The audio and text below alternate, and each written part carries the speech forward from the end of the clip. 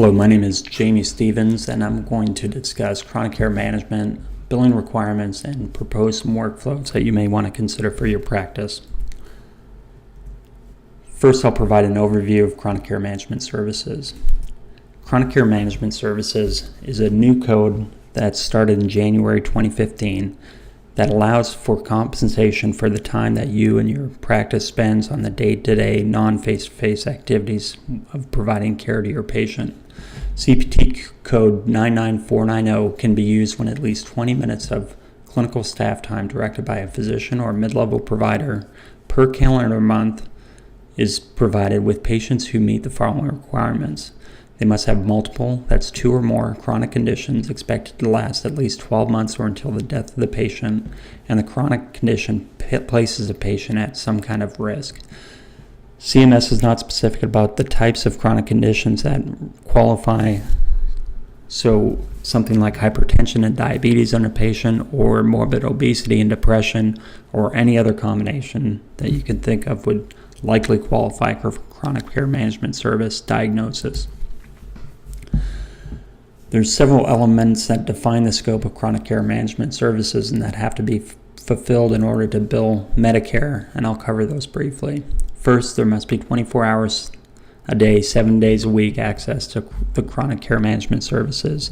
That means that the patient needs to be able to access your office during regular business hours, and that you must have some kind of mechanism to be reached on call after hours or one of your members of your care team.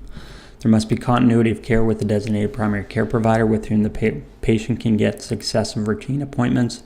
There should be creation of a comprehensive patient-centered care plan that assesses a patient's physical, mental, cognitive, psychosocial, functional, and also provides an environmental assessment and inventory of resources and supports. I'll talk about how we perform that and how we can abstract that care plan later on. There should be management of chronic conditions, including a system approach to ensure timely receipt of all recommended preventative services. Medication reconciliation should be completed, and oversight of patient self-management of medication. Management of care transitions between and among healthcare providers and other settings should be conducted. Coordination of home and community-based clinical services and providers as appropriate.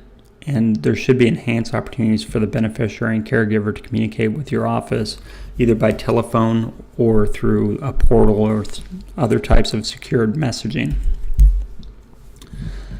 A significant barrier to billing this service is obtaining informed consent for CCM services from the patient. This is the first thing that needs to be overcome before you can bill for this service. In order to bill for this service, you must inform the patient about the availability of the service, obtain his or her written consent to have the service provided, inform the patient that they have the right to stop the service at any time, and inform the patient that only one practitioner can furnish these services during any calendar month. Since having written consent is one of the requirements of billing this service, I recommend implementing a blanket approach to obtaining consent to accept CCM services to all Medicare and Medicare Advantage patients, and this will eliminate this barrier to activating chronic care management services if at any point in the future you want this patient to receive chronic care management services because their condition changes or they become more at risk than they had been in the past. I also recommend implementing a flag system that easily indicates who's been provided a consent and who still needs to be asked for that. I'll show you a sample of the consent form and flag system in a moment. I first want to show you this link through the AFP that provides a very good sample consent form that you can use in your practice. So here's a graphical display of the process for billing services. Your first step is to obtain consent. Next, we'll discuss care plan development. You'll provide chronic care management services, you'll log CCM minutes, and then you'll eventually bill for the service. So under the consent screen, you can see an example of a consent form. This is the form that I showed you that you can find on the link of the AFP, and this covers all the requirements of the CCM consent process. This is an example of how your practice should implement a system of flags to obtain the information. You can see whenever a patient at Clay Platt Family Medicine Clinic would check in that has Medicare or Medicare Advantage as a primary insurance, this chronic care management consent form flag will show up. It also shows up in the top form of every patient screen. Once the patient either provides consent or refuses consent, the staff would add the appropriate flag, and then at the top of each form you would see that this patient has consented to CCM service. And this is just a simple way to alert everybody else in the practice that consent has been obtained, and if you want to bill CCM services, this process is taken care of. Next, I'll talk about ways to develop a chronic care management care plan and the workflow and documentation associated with that. The CCM care plan is a required element for billing CCM services and must be entered electronically into your EHR. The format of the CCM care plan must be able to be electronically transmitted, and as long as your EHR has met the requirements for the meaningful use process for the calendar year before the CCM service is provided, you're in compliance with this. CCM plans can ideally be collected in two different ways. One is during an annual wellness visit, and the other is whenever a care team member or provider identifies a need based on the patient's circumstance. First, I'll discuss collecting an annual wellness visit CCM care plan. I see the annual wellness visit as a prime opportunity to collect care plans on these patients. At Clay Platt Family Medicine Clinic, we've implemented a process that uses a modified Dartmouth Institute Health Risk Assessment, or HRA form, and a goal and action sheet that's completed by the patient can be implemented to effectively collect care plan related documentation. When the patient comes in and is past due for an annual wellness visit, the patient is provided with an HRA form to complete on their own. The questions related to the CCM care plan are on the HRA. These questions are self-answered by the patient and will be eventually entered into the CCM template. In addition to completing the HRA, the patient would also complete a goal and action sheet. Patients are encouraged to self-complete the form by choosing one or two goals that they'd like to work on. The patient would be asked to state how they'll achieve the goal, what might prevent them from achieving it, and rate their confidence that they'll be successful. As with the HRA, this information will be entered into the care plan and annual wellness visit template in the AHR. Back to the process, I'll show you examples of the HRA and the care plan goal sheet. If you see under the dotted line on the back page of this two-sided HRA form, there's various questions related to the chronic care management care plan requirements. So a patient would answer these questions on their own, and these would be abstracted from here, entered into the HR, and start to develop the care plan. This is the second form that's provided the patients, very simple form for them to identify some goals. Again, this information is abstracted and entered into the CCM care plan template between the HRA, the goal and action sheet, and a couple other questions that's added to that the nurse would review with the patient. That would complete all the requirements for a chronic care management care plan. There's also going to be circumstances outside of an annual wellness visit where you would want to create a CCM care plan and so that you can start to bill for these services. When this occurs, the patient could either be called on the phone, or you could see the patient during a routine visit, or coordinate a time for them to meet with a care coordinator. Either way, the process would be the same. Since the entire HRA and goal sheet is already set in a CCM template, we would just have our staff person go through the template and ask the questions without going through the process of having the patient fill out the forms.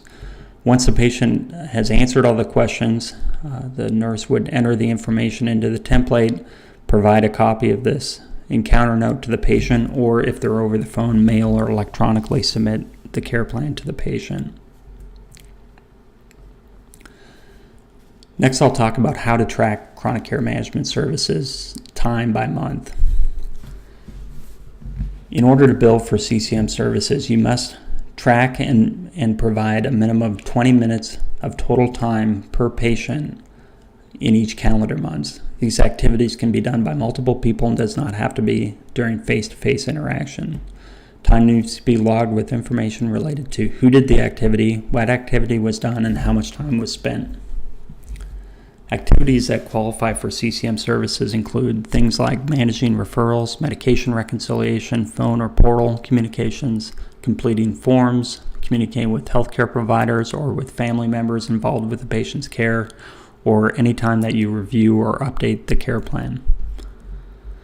Since it's really not practical to track time that you spend on all activities every day, you may want to consider tracking time on activities that you do often or on tasks that typically take more than 5 minutes to complete.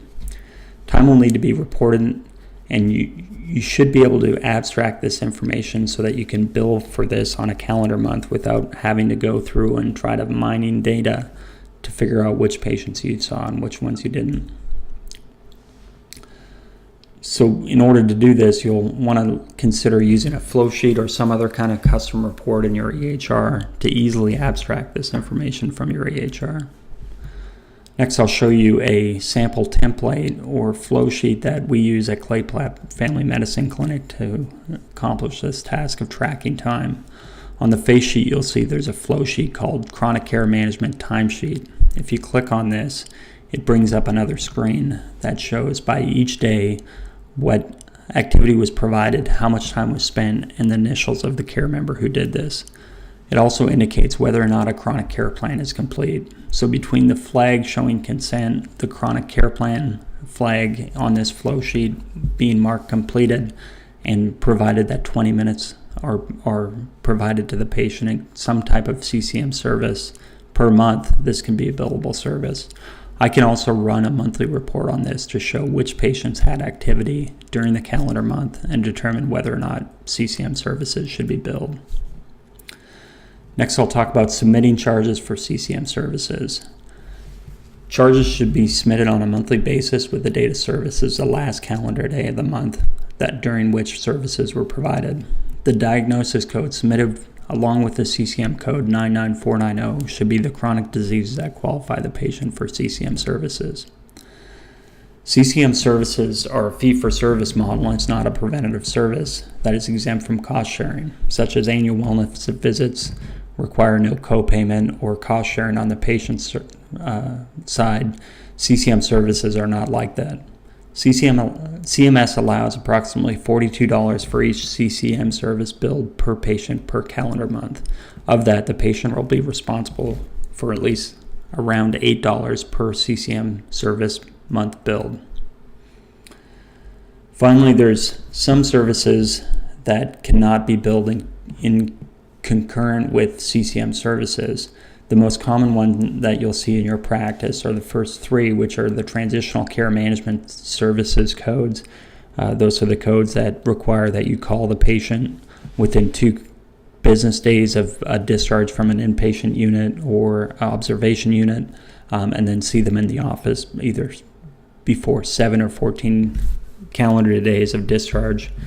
It cannot be billed any time that you bill for home health care supervision or hospice care plan oversight.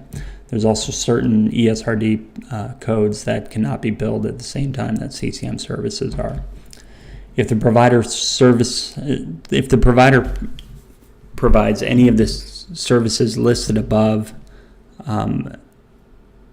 CCM services will not be covered. However, if you see the patient in the office or if you provide any other kind of routine office visit, you should submit both the CCM service at the end of the month and bill for the office visits or preventative service as you normally would.